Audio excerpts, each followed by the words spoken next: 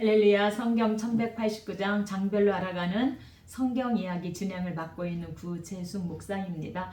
지난 시간에 이어서 민수기 28장 함께 해보도록 하겠습니다. 민수기 28장과 29장은 재물들에 대해서 레위기에 있는 말씀을 다시 한번 말씀해 주고 있습니다. 그 중에 29장은 나팔절, 대속죄일, 그 다음에 초막절, 수장절에 대해서 말씀하고 있습니다. 나팔절은 7월 1일에 모든 백성이 성회로 모여 하나님께 감사하는 안식하는 날이고, 대속죄일 7월 10일은 대제사장이 지성소에 들어갈 수 있는 1년 1차 유일한 날이었고, 7월 15일은 장막절 또는 초막절이라고 하죠. 한 주간 7일 동안 그들이 지켰습니다. 또한 1년 동안 수고한 곡식을 거둬들인 후에 드리는 똑같은 7월 15일 수장절 절기로 이렇게 하나님 앞에 지켰습니다. 1절입니다. 성경 가지고 계신 분은 저와 함께 성경을 찾아가며 함께 은혜 나누면 좋겠습니다. 일곱째 달에 이르러는 그달 초하루에 성회로 모이고 아무 노동도 하지 말라. 이는 너희가 나팔을 불 날이니라. 그래서 그달 초하루 7월 1일 나팔절, 그래서 하나님 앞에 안식을 감사하며 안식하는 날이다, 이렇게 말씀합니다. 7절입니다. 일곱째 달 열흘 날에는 너희가 성회로 모일 것이요 너희의 심령을 괴롭게 하며 아무 일도 하지 말 것이니라. 그래서 7월째 열흘 날은 7월 10일, 그래서 대속죄일입니다. 너희 심령을 괴롭게 하라는 것은 문자적으로는 자신을 부인하고 또는 스스로에게 굴욕감을 느끼고입니다. 곧 스스로를 겸손하게 하라는 그런 뜻을 가지고 있습니다. 그래서 이 7월 10일 대속죄일은 1년 1차 대제사장이 지성소에 들어가서 자신을 위하여 또는 온 가족의 죄를 위하여 이스라엘 온 백성의 죄를 위하여서 제비 뽑아서 하나는 아사셀을 위하여 광야로 죄를 전가시켜서 내보내고, 또 하나는 여호와 하나님을 위하여 그렇게 속죄일로 지키는 성일입니다. 이 속죄일은 1년 중에서 가장 중요한 날 중에 하나로 온 백성이 안식을 하면서도 자기 스스로 자기 몸을 괴롭게 해야 하는 날이었습니다. 그래서 스스로를 겸손하게 하라, 이런 뜻을 가지고 있는 것이죠. 12절입니다. 일곱째 달 15째 날에는 너희가 성회로 모일 것이요 아무 일도 하지 말 것이며 이래 동안 여호와 앞에 절기를 지킬 것이니라. 그래서 여기서 7월 15일 장막절을 가리키고 있습니다. 장막절은 또는 초막절이라고 말하죠. 7월 15일에 시작하여서 일주일 동안 계속해서 그렇게 하나님 앞에 절기를 지키는데, 이스라엘 백성들은 7일간 그 나뭇가지를 엮어서 초막을 짓고 그곳에서 7일 동안 광야에서 광장에서 지내면서 가데스 바네아에서 광야 생활한 것을 그대로 재현을 하게 되어지죠. 이것은 광야에서의 장막 생활을 기억나게 해주기 위함이고요. 광야 40년을 재현하는 것은 이들이 이제 그렇게 장막을 짓고 우슬초로 나뭇가지를 이렇게 얼기설기로 놓아서 누웠을 때에 별이 5개에서 7개 정도를 그렇게 보이게 해서 가데스 바네아에서 광야 생활하고 그것을 그대로 재현하면서 하나님께서 그럼에도 지켜주신 것을 우리가 기억하라는 것입니다. 또한 황소 70마리 7일 동안서 첫째 날 13마리 12마리 이래서 7째 되는 날 7마리로 그렇게 황소 70마리를 하나님 앞에 드리고, 예루살렘 성전에서는 이제 그 예루살렘 성전 밑에다가 이렇게 버드나무 하나를 심고 이들이 실로하면서 물을 길어다가 예루살렘 성전 꼭대기에서 그 심은 버드나무에 물을 주면서 여호와여 여호와여 이 건기에 하나님께서 비를 주지 아니하시면 정말 저희는 죽습니다. 이 버드나무에 우리가 물을 주지 않으면 죽는 것처럼 이 건기에 하나님 물을 주세요, 비를 주세요, 이런 의미로 그렇게 이들이 이런 행사를 치루었고요. 마지막 7째 되는 날은 이제 여인들 백성들이 제사장 뜰에 모여서 이들이 정말 큰 축제를 하면서 그렇게 이 건기에 비를 달라고 장막절을 그렇게 하나님 앞에 절기로 지켰다고 합니다. 30장입니다. 30장은 서원장인데 여자 서원장입니다. 레위기 27장에서 서원 예물 규례에서 서원한 사람들이 하나님께 드려야 될 그런 예물 규례와 함께 이 서원 예물 규례입니다. 여기서는 처녀와 남편이 있는 아내가 서원한 경우 어떻게 해야 하는가를 말씀해 주고 있습니다. 이스라엘 사회에서는 남자가 모든 일에 대해서 법적 책임을 졌습니다. 그러므로 딸이나 아내가 한 서원에 대해서 남편이 또는 아버지가 동의하거나 거부할 수 있었다고 합니다. 하지만 아무런 말을 하지 않고 침묵할 경우에는 남편이나 그 아버지가 동의한 것으로 그렇게 간주하였다고 합니다. 3절입니다. 여자가 만일 어려서 그 아버지 집에 있을 때에 서원한 일이나 스스로 결심하려고 한 일이 있다고 하자 그의 아버지가 그가 결심한 서약을 듣고도 아무 말이 없으면 그가 결심한 서약을 지킬 것이니라. 그래서 아버지가 안 돼. 그러면 그 여자가 서약한 것이 무효가 되지만 아버지가 아무 말도 하지 않는다면 너는 네가 서약한 그 서원을 반드시 지켜라 이렇게 말씀합니다. 그래서 서원하였거나 그 히브리어는 나다르 그래서 서원제를 드린다거나 또는 선물을 하나님께 드리겠다고 약속하는 것으로서 반드시 그 서원은 지켜라 이렇게 말씀하고 있습니다. 6절입니다. 혹시 남편을 맞을 때에 서원이나 결심한 서약을 경솔하게 그의 입술로 말하였으면 그의 남편이 그것을 듣고 아무 말이 없으면 그 서원을 이행할 것이요 그가 결심한 서약을 지킬 것이니라. 그러나 그의 남편이 허락하지 아니하면 경솔하게 입술로 말한 서약은 무효가 될 것이니 여호와께서 그 여자를 사하시리라. 그래서 6장도 서원장이고 30장도 서원장인데 30장은 여자들이 하는 그 서원장에 대해서 말씀합니다.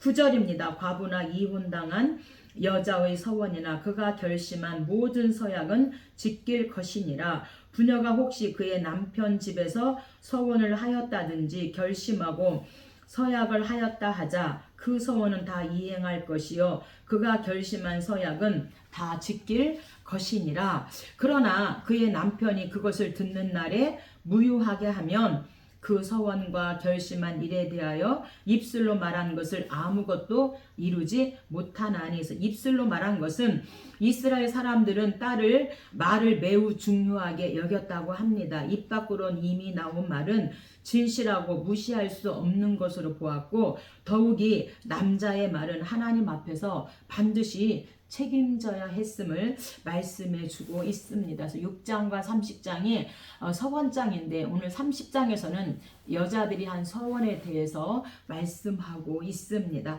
31장입니다. 31장은 미디안 정복입니다. 발람의 사주로 자신들을 타락하게 한 미디안 족속을 진멸하고 그 영광을 하나님께 돌리는 기록으로 하나님은 이미 민수기 25장 간음 사건이죠. 미디안과 모압 여자들이 이제 이스라엘 남자들을 불러들여서 함께 간음하고 우상 숭배하게 한 이 간음 사건에서 하나님께서 연병을 일으켜서 2만 4천 명을 이제 죽게 하고 그들을 진멸하라고 하나님께서 이제 미디안을 진멸하라고 이렇게 명령하시는 겁니다. 그러나 이것은 단순한 우리 백성들을 하여금 우상 숭배하고 간음하게 했어. 그래서 단순한 보복이 아니라 하나님의 백성을 꿰어 다른 신을 섬기게 하는 그 악의 세력을 제거하는 거룩한 전쟁이었음을 말씀해 주고 있습니다. 1절입니다. 여호와께서 모세에게 말씀하여 이스라엘 자손의 원수를 미디안에게 갚으라. 그 후에 내가 내 조상에게로 돌아가리라. 그래서 모세와 함께 이제 이 요단 동쪽에 있는 이 미디안을 반드시 정복하라고. 왜요? 이스라엘 백성들을 깨어서 우상 숭배하고 간음하게 했기 때문입니다. 이 미디안 족속은 여러 작은 부족들의 연합체였다고 합니다. 그래서 이스라엘, 모압, 아말렉, 에바 족속들의 연합체가 미디안입니다. 그래서 여호와의 원수로는 미디안 족속은 이스라엘을 유혹하여 우상 숭배를 하게 하였기 때문에 하나님께서 원수다, 지금 이렇게 말씀을 하고 있는 것입니다. 이것은 하나님을 배반하게 한 음행 사건이었고, 그래서 하나님은 미디안을 우상 숭배하게 했기 때문에 원수라고 그렇게 칭하고 계십니다. 8절입니다. 그 죽인 자 외에 미디안의 5 왕을 죽였으니 또 발람을 칼로 죽였더라. 그래서 결국에는 이 이방의 선지자 발람도 이제 결국에는 죽게 되어지고, 미디안의 모든 이제 전쟁에서 남자들을 미디안의 전쟁에서도 승리하였을 뿐만 아니라 이 미디안의 작은 부족의 연합체에서 이스라엘, 모압, 아말렉, 에바 족속 이런 미디안의 5 왕을 죽였다, 이렇게 말씀합니다. 그래서 우리가 발람, 이방 신의 발람 선지자를 보면서 우리가 좋은 간증을 남겨야 한다는 거예요. 이 발람 이야기가 요한계시록까지 나옵니다. 그래서 요한계시록 2장 14절에도 발람이 발락을 가리켜서 이 이스라엘 백성들을 하여금 우상 숭배를 하게 하였다. 그리고 이 발람의 꾀로 인하여서 연병으로 22,000명이 죽게 되어지잖아요. 그래서 우리도 하나님 앞에서 좋은 간증 남겨야지, 그렇게 우상 숭배하게 하는데 앞장서서는 안 되고, 간음하게 하는 그 앞에 우리가 앞장서서 안 될 것에 대해서 말씀해 주고 있습니다. 16절입니다. 보라, 이들이 발람의 꾀를 따라 이스라엘 자손을 부올의 사건에서 여호와 앞에 범죄하게 하여 여호와의 회중 가운데 연병이 일어나게 하였느니라. 그러므로 반드시 이 발람을 처단해라. 그래서 발람을 칼로 죽였더라, 이렇게 말씀합니다. 그래서 민수기 25장 가장 중요하죠. 미모 여인 간음 사건인데, 미디안과 모압 여인에 의해서 여자들과 음행함으로 말미암아, 또한 우상 숭배를 하게 함으로 말미암아 하나님께서 연병을 일으켜서 24,000명이 죽게 되어지는데, 여기에 핵심 인물이 시므온 지파의 시므리가 주동했다고 하는 사실입니다. 32장입니다. 32장은 요단 동쪽에 있는 땅을 이제 분배하게 되어집니다. 그래서 루벤 지파, 므낫세 반 지파, 갓 지파, 2 지파 반을 요단 동쪽에 분배합니다. 루벤과 갓 지파는 시온과 목을 진멸하고 정복한 요단 동쪽 땅을 자신들의 기업으로 달라고 요구합니다. 이는 그들이 요단강을 건너지 않고 하나님이 약속한 땅 밖에서 거주하려는 이런 처사였습니다. 모세가 그들의 의도를 알고 훈계하자 가나안 정복을 완수할 때까지 요단 동쪽으로 돌아오지 않겠다는 그러한 약속을 하게 되어지는데, 우리가 이 요단 동쪽은요, 하나님께서 그 아브람 창세기에 나오죠. 아브라함의 이제 종들도 많아지고 조카인 롯의 종들도 많아져서 서로 이제 싸우게 되어지니까, 네가 우하면 내가 자하고 네가 자하면 내가 우하리라. 그리고 이제 조카인 롯에게 네가 먼저 선택해 그랬더니 조카 롯이 요단 동쪽을 선택하게 되어져요. 근데 요단 동쪽을 바라봤을 때 여호와의 동상 같고 애굽과도 같았더라. 그렇게 그곳은 티그리스강, 유브라데스강 이런 강줄기 요단강을 끼고 있기 때문에 그렇게 요단 동쪽이 에덴 동산과도 같았고 애굽과도 같은 그런 정말 이런 가축을 기르기에 너무도 좋은 곳이었다는 것이죠. 그래서 이 요단 동쪽의 2 지파 반은 이제 우리는 가나안 땅에 가지 않고 요단 동쪽에 분배해 주세요. 이렇게 이제 부탁을 한 거죠. 모세가 그들의 의도를 알고 훈계하자 가나안 정복을 완수할 때까지 요단 동쪽으로 돌아오지 않겠다는 그런 약속을 하게 되어집니다. 1절입니다. 루벤 자손과 갓 자손은 심히 많은 가축대를 가졌더라. 그들이 아셀 땅과 길르앗 땅을 본즉 그곳은 목축할 만한 장소인지라. 또 이르되 우리가 만일 당신에게 은혜를 입었으면 이 땅을 당신의 종들에게 그들의 소유로 주시고 우리에게 요단강을 건너가지 않게 하소서. 그래서 요단 동쪽 이렇게 목축하기 좋은 이곳을 우리에게 분배해 주세요.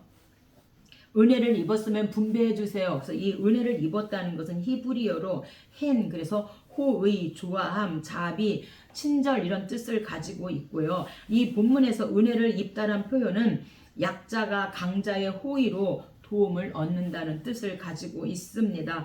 그래서 이들은 하나님의 약속의 그런 말씀을 무시하고 가나안의 가나안 정복에 참여하지 않겠다 이런 뜻으로 이렇게 이들이 은혜를 입었다면 이렇게 지금 말하고 있는 것이죠. 6절입니다. 모세가 갓 자손과 루벤 자손에게 이르되 너희 형제들은 싸우러 가거늘 너희는 여기 앉아 있고자 하느냐. 이렇게 모세는 그들의 형제 의식이 부족한 것을 이제 가나안 땅에 가서 가나안에 지금 이제 이들이 전쟁을 해야 되는데 이 형제 의식이 부족한 것을 책망합니다. 그리고 그들의 요청 때문에 다른 지파들이 용기를 잃을 수 있고 하나님의 진노가 임할 수도 있다는 이런 사실을 요단 동쪽에 이 두 지파 반에게 지적하고 있는 것입니다.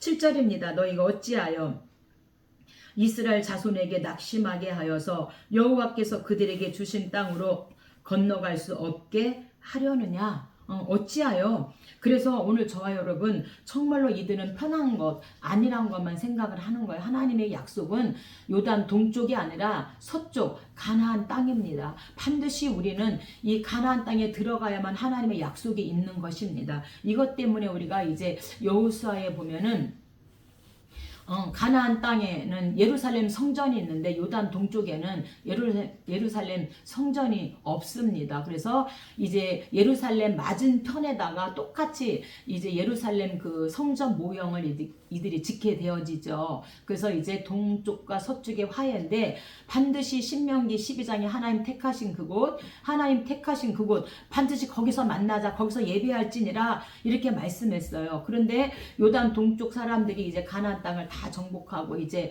봤더니 요단 동쪽에는 예루살렘 성전이 없는 겁니다. 그래서 이제 똑같은 모형을 동쪽에 만들어 놓으니까 하나님께서 가나안 땅 예루살렘 하나님 택하신 그곳에서만 예배 드려야 되는데 어떻게 동쪽에도 성전을 지었냐 그랬을 때 우리 후대들에게 우리가 여기서 예배를 하자는 것도 아니고 우리 후대들에게 하나님을 알게 하려고 이렇게 모형만 만들어 놓은 것이야. 결국에는 영적인 것이 없다는 것입니다. 그래서 엄청나게 우리가 이런 정말 중요한 것을 우리가 잊어버리면 안 될 것 같습니다.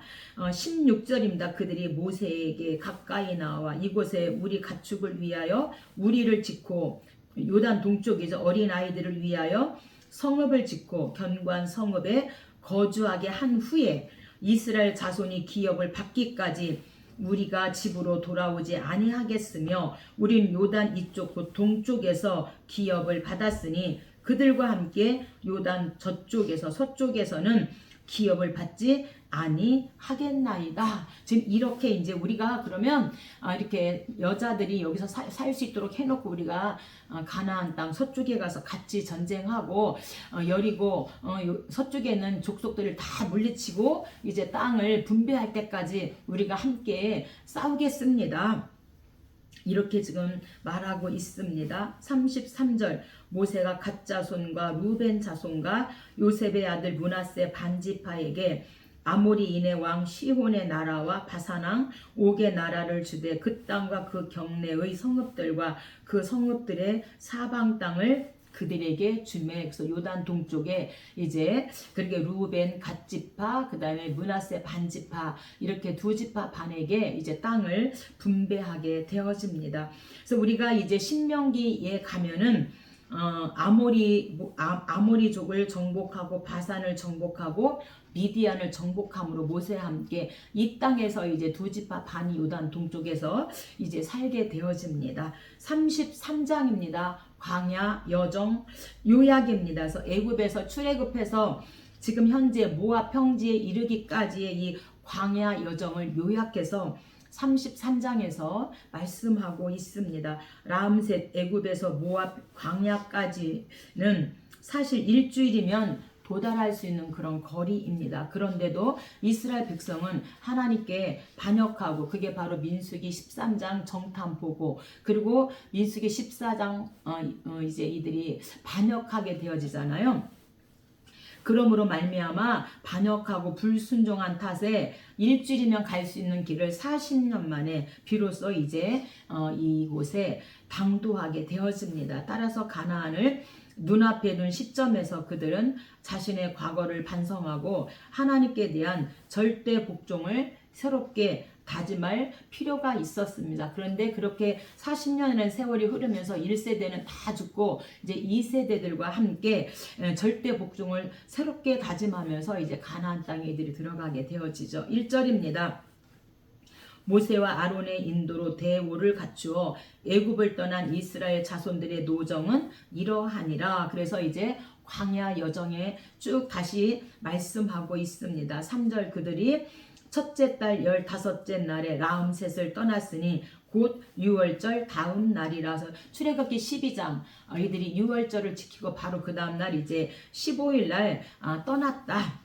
이스라엘 자손이 라암셋을 떠나 숲곳에 진을 치고 비하 히롯으로 돌아가서 믹돌 앞에 진을 치고 엘림을 떠나 홍해가에 진을 치고 신 광야를 떠나 루디듬을 떠나 신의 광야에 진을 치고 가데스를 떠나 에돔 땅 변경의 후르산에 진을 쳤더라. 애굽 땅에서 나온 지 40년째 5월 초하루에 아론이 후르산에서 죽던 때의 나이는 123세였더라.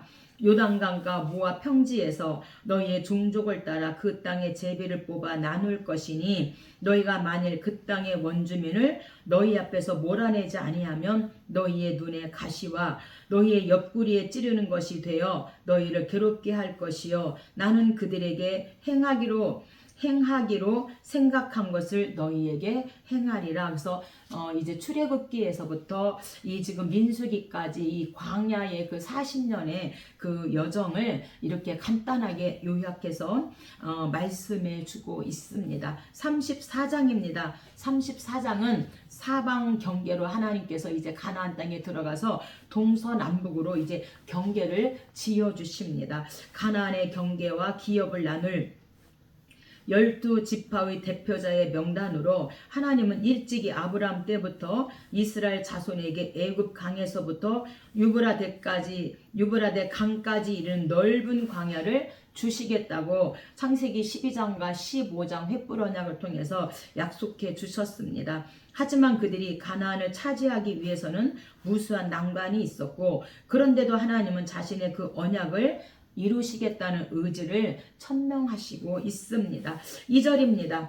너는 이스라엘 자손에게 명령하여 그들에게 이르라. 너희가 가나안 땅에 들어가는 때에 그 땅은 너희의 기업이 되리니 곧 가나안 사방 지경이라. 그래서 사방 경계에 줄을 그어 주십니다. 이 기업은요 히브리어로 나할라, 그래서 하나님이 주시는 땅을 가리키는 말로서 이 땅은 절대로 양도할 수 없다. 그래서 하나님께서 아브라함을 통해서 하나님께서 반드시 주리라고 하신 그 땅에 이제 들어가게 되어지는 것이죠. 35장입니다. 35장은 도피성입니다. 레위인은 백성을 대표하여 하나님을 섬기기 위해 구별된 자들로 이 백성들은 레위인의 생활을 책임져야 했습니다. 그래서 하나님은 각 지파들이 약간의 성읍을 레위인들에게 주게 하였는데 한편 가나안 땅은 하나님이 그 가운데 임재해 계시는 거룩한 땅입니다. 그러므로 죄의 오염으로부터 거룩하게 지키는 일이 중요했음을 또한 말씀해 주고 있습니다. 6절입니다. 너희가 살인자들이 피하게 할 도피성으로 6성읍이요 그 외에 42성읍이라. 그래서 도피성 가나안 땅에 3개, 요단 동쪽에 3개, 그래서 6성읍, 그리고 그 외에 42성부터 48개의 이제 레위인성을 하나님께서 말씀해 주고 있습니다. 7절입니다. 너희가 레위인에게 모두 48성읍을 주고, 그래서 유다 지파에서 8개, 시므온 지파가 1개, 납달리 지파가 3개, 그리고 그의 9지파에서 4개의 성씩 4개씩 그렇게 내놓아서 48개의 이제 성을 이제 갖게 되어집니다. 그런데 창세기 49장에서 야곱이 12아들을 축복할 때에 이 시므온과 레위, 창세기 34장 디나 사건이잖아요. 그 사건을 통해서 너희는 흩어지고 나누이리라. 이렇게 이제 12아들을 축복할 때 야곱이 그렇게 축복 기도를 한 대로 이제 레위 지파는 48개의 성으로 나눠지게 되어지죠. 그리고 시므온은 흩어지게 되어집니다. 그래서 언제나 시므온은 디나 사건 이후에 항상 하나님과 반대쪽에 서고, 레위 지파는 디나 사건 이후로는 항상 하나님 쪽에서 하나님 편에 서서 일을 하게 되어집니다. 그래서 이제 도피성은 여호수아 20장에서 또한 도피성 6개가 나오는데, 가나안 땅에 서쪽에 3개, 동쪽에 3개에서 도피성은 6개로 이렇게 지정합니다. 11절, 도피성으로 정하여 부지 중에 살인한 자가 그리로 피하게 하라. 그래서 이 도피성은요, 인간의 도피처가 되어주신 또한 예수 그리스도를 말씀하고 있습니다. 13절입니다. 너희가 줄 성읍 중에 6을 도피성이 되게 하되, 그러니까 48개 중에서 8개는 도피성이 되게 하라. 그래서 살인자가 백성 앞에서 재판을 받기도 전에 복수를 당해 죽지 않게 하기 위해서 도피성이 선정되었다고 하는 사실입니다. 신명기 19장 3절에도 내 하나님 여호와께서 내게 기업으로 주시는 땅 전체를 세 구역으로 나누어 길을 닦고 모든 살인자를 그 성읍으로 도피하게 하라. 이렇게 신명기에서도 19장에서도 말씀하고, 이제 모세가 이스라엘 백성에게 도피성에 대하여 교훈을 하고 있습니다. 14장입니다.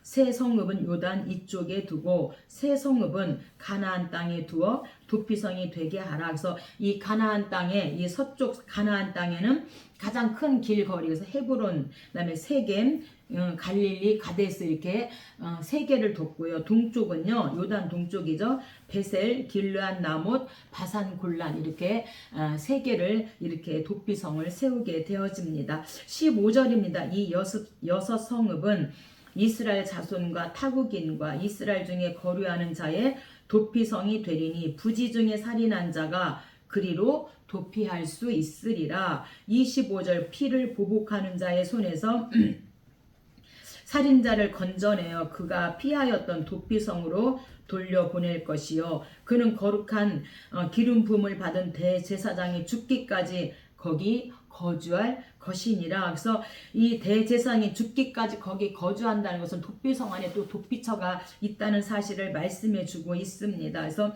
대제사장이 죽기까지 거기 거주할 것이다라는 것은 도피성 안에 또 도피성이 있는데, 피를 흘리는 죄와 그로 인한 땅의 오염은 반드시 죄값을 치러야 했습니다.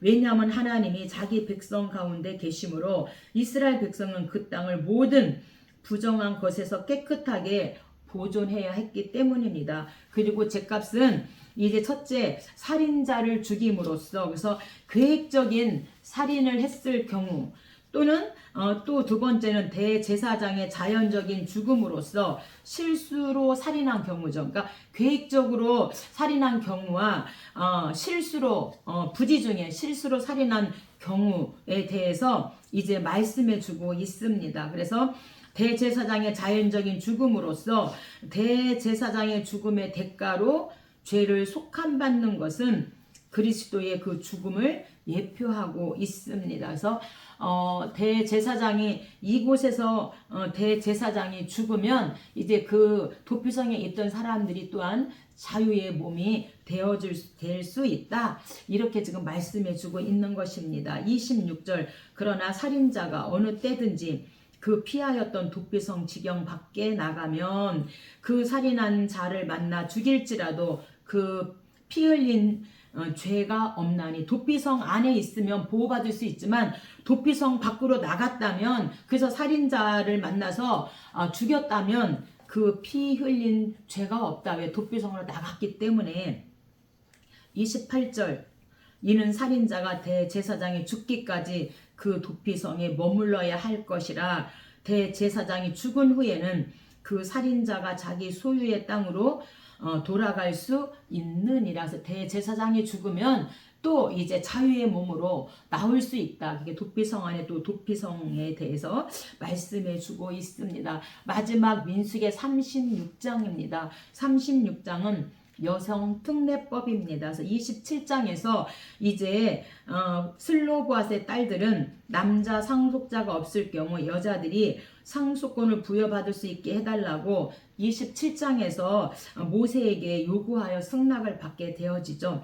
그러나 땅을 상속받은 딸이 다른 지파의 남자와 결혼하면 그 땅도 다른 지파로 넘어가기 때문에 땅을 상속받은 딸들은 자기 지파의 남자와만 결혼해야 한다는 규례가 이 36장에서 여성 특례법으로 정해지게 되어집니다. 1절입니다. 요셉 자손의 종족 중 므낫세의 손자 슬로브앗의 기업을 그의 딸들에게 주게 하였은즉 그들이 만일 이스라엘 자손의 다른 지파들의 남자들이 아내가 되면 그들의 기업은 우리 조상의 기업에서 떨어져 나가고 그들이 속할 그 지파의 기업에 첨가되리니. 그래서 반드시 이제 그 지파 안에서만 결혼할 것을 말씀하죠. 5절 모세가 여호와의 말씀으로 슬로브앗의 딸들에 대한 여호와의 명령은 이러하니라. 슬로브앗의 딸들은 마음대로 시집 가려니와 오직 그 조상 지파의 종족에게로만 시집 갈지니 그 기업을 아는 딸들은 그 기업을 잇는 딸들은 모두 자기 조상 지파의 종족되는 사람의 아내가 될 것이라. 그리하면 이스라엘 자손이 각기 조상의 기업을 보존하게 되어 그 기업이 이 지파에서 저 지파로 옮기게 하지 아니하고 이스라엘 자손 지파가 각각 자기 기업을 지키리라.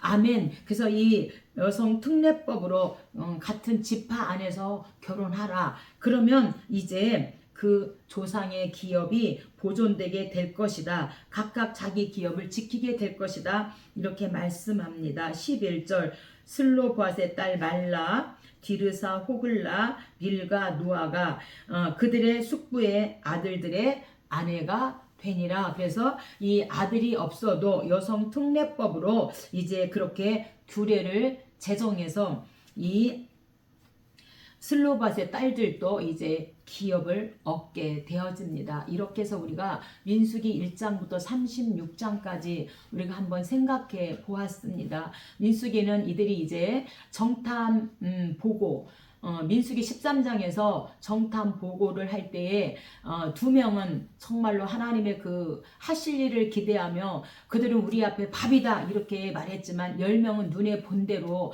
얘기해서 그들 앞에 우리는 메뚜기다 이렇게 함으로 말미암아 14장에서 백성 반란이 일어나고 이제 이들이 목적을 잃어버립니다. 가나안 땅에 들어간다는 목적을 잃어버리고 우리를 그럼 매장이 없어서 정말 우리를 이곳에서 죽게 하려고 했냐 이러면서 그때부터 이들이 불평하고 원망하면서 목적을 잃어버리게 되어집니다. 오늘 저와 여러분 하나님 앞에 가기까지 끝까지 이기는 자입니다. 계시록에서 끝까지 이긴 자고 이사야 선지자도 끝까지 남은 자는 이제 포로귀환 할 것이고 끝까지 남은 자는 구원을 받게 되고 끝까지 남은 자는 이제 하나님 앞에 찬양하게 될 것이다 감사하게 될 것이다 말하고 계시록에서도 끝까지 이기는 자는 하나님 보좌에 앉게 하여 주시겠다고 말씀하고 있습니다. 오늘 저와 여러분 눈에 보이는 것으로 불평하고 원망하지 마시고 정말로 하나님의 그 계획과 하나님의 그 섭리 가운데 우리가 나아가고 있음으로 말미암아